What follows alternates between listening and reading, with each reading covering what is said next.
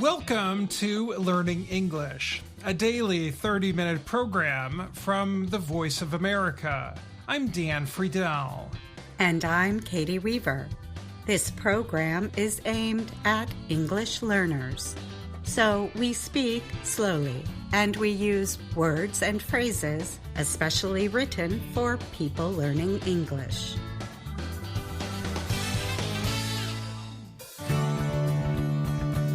Today on the show, Faith Pirlo presents Ask a Teacher. After that, we begin a two-part American story, Rappaccini's Daughter by Nathaniel Hawthorne. But first, 2024 is just hours away. Before the world welcomes a new year, we remember some of the influential people who died in 2023. We start with U.S. Supreme Court Justice Sandra Day O'Connor. O'Connor died on December 1st. She made history in 1981 when she became the first woman appointed to the United States' highest court. She served in the position for 25 years. The judge was considered a centrist, or moderate, in her court opinions.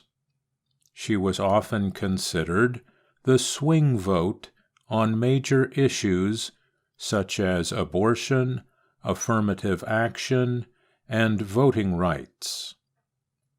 Sandra Day O'Connor was born in El Paso, Texas, in 1930. She grew up on a large cow farm there.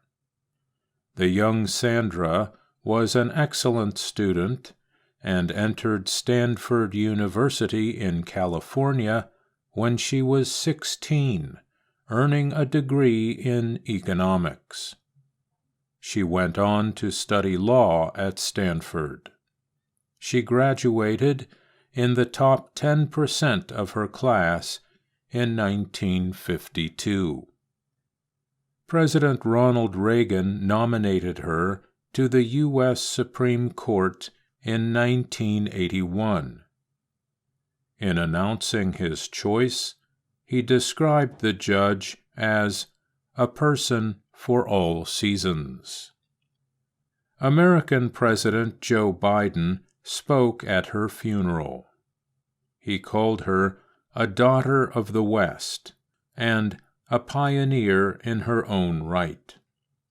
He praised her for seeking, in his words, equal justice under law her whole life. O'Connor died from problems linked to the disease dementia and a lung infection. She was 93 years old. The world also said goodbye to former U.S. Secretary of State Henry Kissinger, who died November 29th. He was 100 years old. The German-born Jewish refugee served as the U.S. top diplomat under two presidents, Richard Nixon and Gerald Ford. He won praise and severe criticism in the U.S. and around the world. Kissinger helped restore ties between the United States and China. He also negotiated the U.S. withdrawal from Vietnam. American former First Lady Rosalind Carter died on November 19th. She was the closest advisor to her husband, former President Jimmy Carter. She served as First Lady from 1977 to 1981.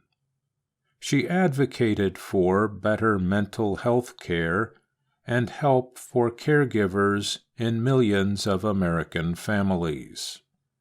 Overseas, she fought disease, mass hunger, and the abuse of women and girls. She continued humanitarian work with her husband for 40 years following their time in the White House. The couple had been married for 77 years when Rosalind Carter died at the age of 96. Others from the world of politics who died this year include former Italian Premier Silvio Berlusconi, former Pakistani leader Pervez Musharraf, and former Chinese Premier Li Keqiang. The world also lost cultural leaders in 2023, including the so-called Queen of Rock and Roll. American singer Tina Turner died in May at the age of 83. The entertainer teamed up with husband Ike Turner for a series of hit records and live shows in the 1960s and 70s. Ike was abusive and beat Tina. She left the marriage and returned as a solo artist with a best-selling album, Private Dancer, in 1984. How do we say farewell to a woman who owned her pain and trauma and used it as a means to help change the world? Actor Angela Bassett said in a statement. Bassett played Turner in the 1993 movie What's Love Got to Do with It? Turner sold more than 150 million records worldwide and won 12 Grammys. The performer was voted, along with Ike Turner, into the Rock and Roll Hall of Fame in 1991 and individually in 2021. Turner's life story was made into a movie and Broadway musical. Mick Jagger of the music group The Rolling Stones called Turner inspiring, warm, funny, and generous in an Instagram post. And he wrote that Turner helped me so much when I was young, and I will never forget her. Several Nobel Prize winners died this year, including Japanese writer Kenzaburo Oe. The Nobel Literature Laureate wrote darkly poetic novels based on his childhood memories from Japan's post-war occupation. He also wrote from his experiences as the parent of a disabled son. Oe died on March 3rd at the age of 88. And the world lost its oldest resident in 2023. French religious worker, or nun, Lucille Randon, died at home in southern France a few weeks before her 119th birthday. Sister Andre, as she was known, was born in the town of Alais, southern France, in 1904. The Gerontology Research Group, which confirms details about people thought to be 110 or older, listed her as the oldest known person in the world after the death of Japan's Kane Tanaka, aged 119 in 2022. Sister Andre was also one of the world's oldest survivors of COVID-19. She tested positive for the coronavirus in January 2021, shortly before her 117th birthday. She showed so few signs of the virus that she did not even realize she was infected. News media around the world reported her survival. In April last year, she was asked about her exceptional longevity through 2 world wars. Sister Andre told French media, "Working makes you live. I worked until I was 108. She was also known to enjoy a daily glass of wine and chocolate. I'm Caty Weaver. And I'm Mario Ritter, Jr.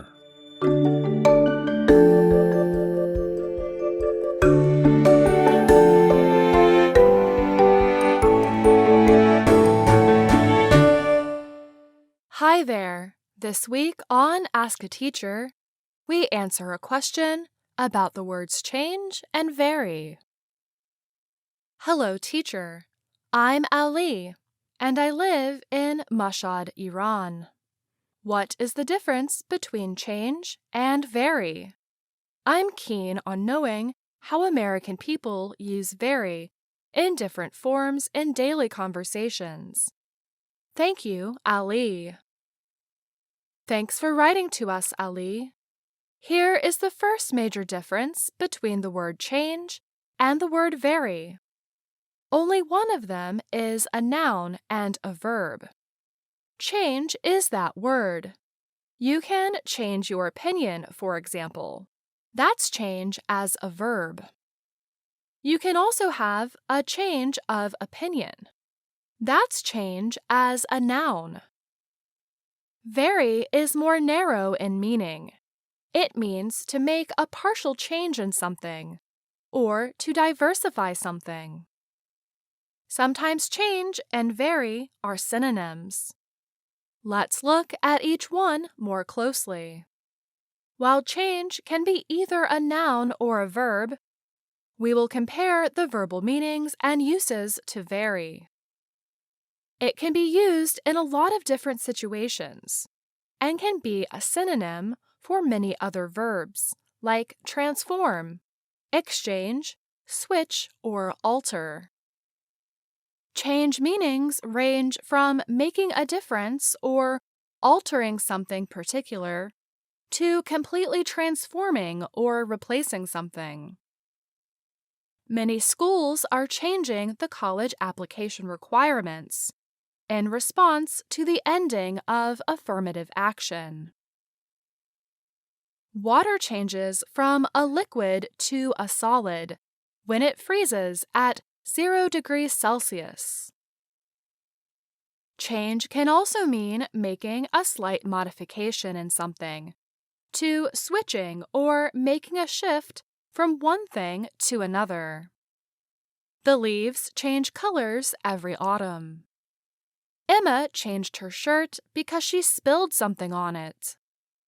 Derek changed his money from dollars to euros when he went to France. Andre's accent changed after he moved to the big city. Now let's look at vary. Vary is a verb. It can mean to make a partial change or to differentiate between items by size, amount, or degree. I like to vary my meals with different types of grains and greens. Insects vary in size from large to very small. It can also mean to show or experience a change. The night sky varies depending on the Earth's rotation and orbit around the sun. Interest rates vary due to how the economy is. Please let us know if these explanations and examples have helped you, Ali. Do you have a question about American English? Send us an email at learningenglish@voanews.com. And that's Ask a Teacher. I'm Faith Pirlo.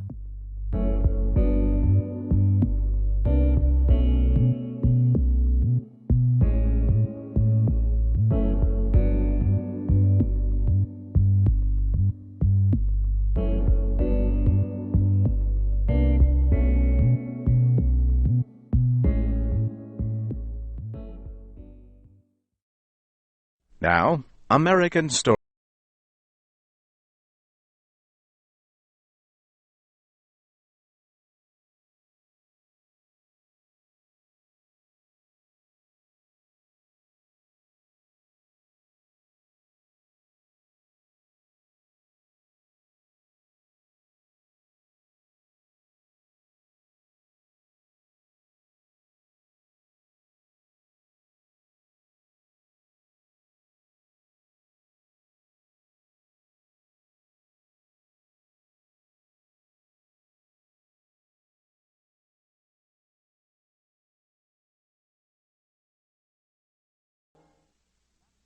Many years ago, a young man named Giovanni Guasconti left his home in Naples to study in northern Italy. He rented a small room on the top floor of a dark and ancient palace. Long ago, the building had belonged to a noble family. Now, an old woman, Signora Lisabetta, rented its rooms to students at the University of Padua. Giovanni's room had a small window. From it, he could see a large garden that had many plants and flowers. "Does the garden belong to you?" he asked Signora Lisabetta one day. "Oh, no," she said quickly. "That garden belongs to the famous doctor, Giacomo Rappaccini. People say he uses those plants to make strange kinds of medicine. He lives in that small brown house in the garden with his daughter Beatrice." Giovanni often sat by his window to look at the garden. He had never seen so many different kinds of plants. They all had enormous green leaves and magnificent flowers in every color of the rainbow. Giovanni's favorite plant was in a white marble vase near the house. It was covered with big purple flowers. One day, while Giovanni was looking out his window, he saw an old man in a black cape walking in the garden. The old man was tall and thin. His face was an unhealthy yellow color. His black eyes were very cold. The old man wore thick gloves on his hands and a mask over his mouth and nose. He walked carefully among the plants, as if he were walking among wild animals or poisonous snakes. Although he looked at the flowers very closely, he did not touch or smell any of them. When the old man arrived at the plant with the big purple flowers, he stopped. He took off his mask and called loudly, "Beatrice, come help me." "I am coming, Father. What do you want?" answered a warm young voice from inside the house. A young woman came into the garden. Her thick dark hair fell around her shoulders in curls. Her cheeks were pink, and her eyes were large and black. She seemed full of life, health, and energy as she walked among the plants. Giovanni thought she was as beautiful as the purple flowers in the marble vase. The old man said something to her. She nodded her head as she touched and smelled the flowers that her father had been so careful to avoid. Several weeks later, Giovanni went to visit Pietro Baglioni, a friend of his father's. Professor Baglioni taught medicine at the university. During the visit, Giovanni asked about Dr. Rappaccini. "He is a great scientist," Professor Baglioni replied, "but he is also a dangerous man." "Why?" asked Giovanni. The older man shook his head slowly. "Because Rappaccini cares more about science than he does about people. He has created many terrible poisons from the plants in his garden. He thinks he can cure sickness with these poisons. It is true that several times he has cured a very sick person that everyone thought would die. But Rappaccini's medicine has also killed many people. I think he would sacrifice any life, even his own, for one of his experiments." "But "What about his daughter?" Giovanni said. "I'm sure he loves her." The old professor smiled at the young man. "So," he said, "you have heard about Beatrice Rappaccini. People say she is very beautiful. But few men in Padua have ever seen her. She never leaves her father's garden." Giovanni left Professor Baglioni's house as the sun was setting. On his way home, he stopped at a flower shop where he bought some fresh flowers. He returned to his room and sat by the window. Very little sunlight was left. The garden was quiet. The purple flowers on Giovanni's favorite plant seemed to glow in the evening's fading light. Then someone came out of the doorway of the little brown house. It was Beatrice. She entered the garden and walked among the plants. She bent to touch the leaves of a plant or to smell a flower. Rappaccini's daughter seemed to grow more beautiful with each step. When she reached the purple plant, she buried her face in its flowers. Giovanni heard her say, "Give me your breath, my sister. The ordinary air makes me weak. And give me one of your beautiful flowers." Beatrice gently broke off one of the largest flowers. As she lifted it to put it in her dark hair, a few drops of liquid from the flower fell to the ground.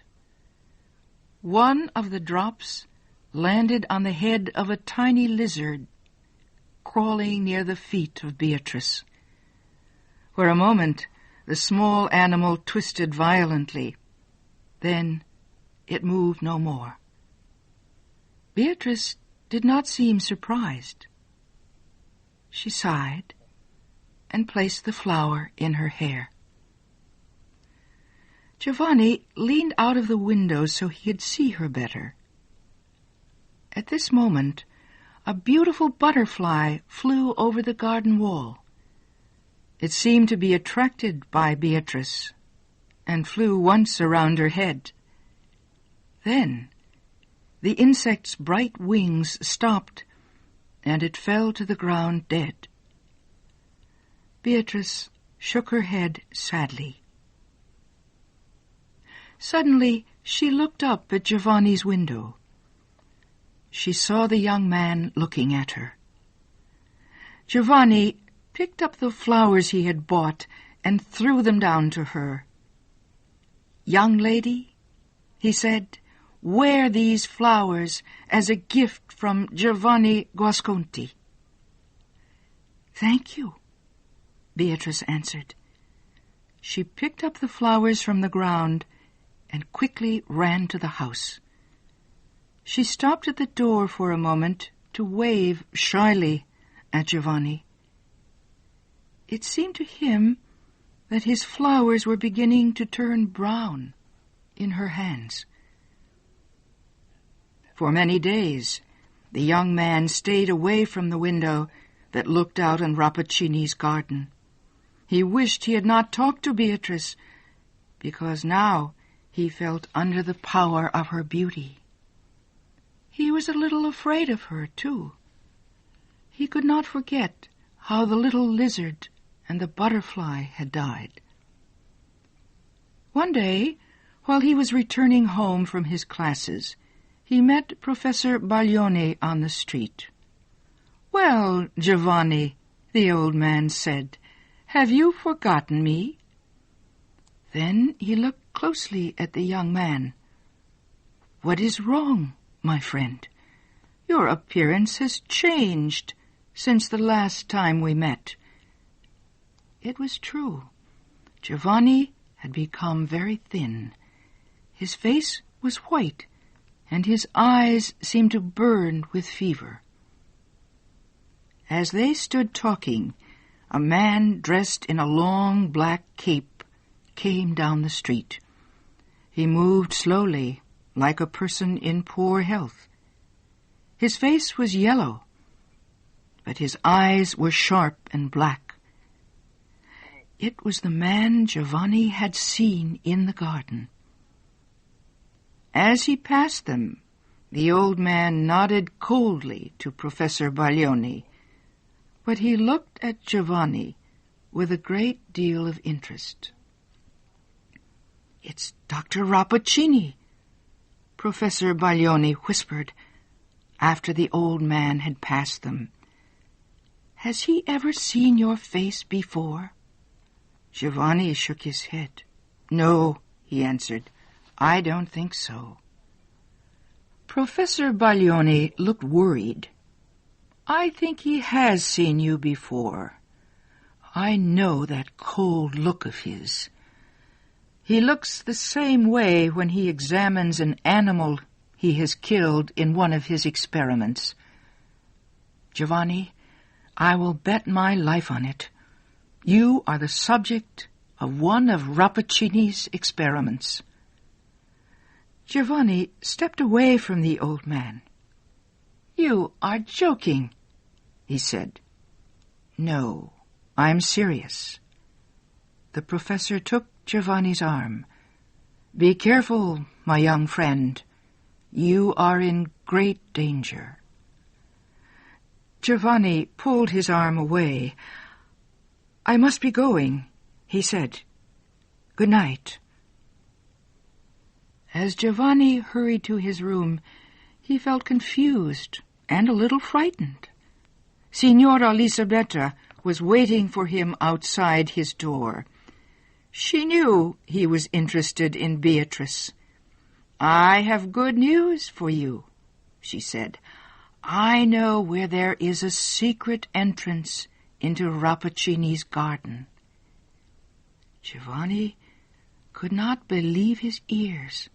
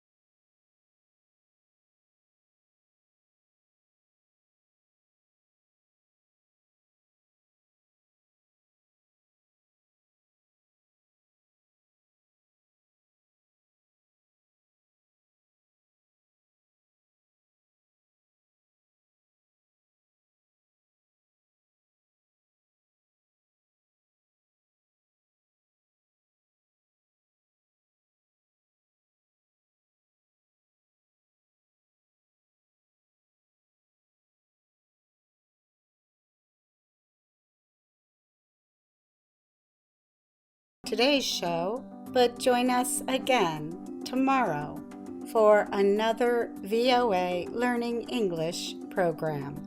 Thanks for listening. I'm Caty Weaver. And I'm Dan Friedell.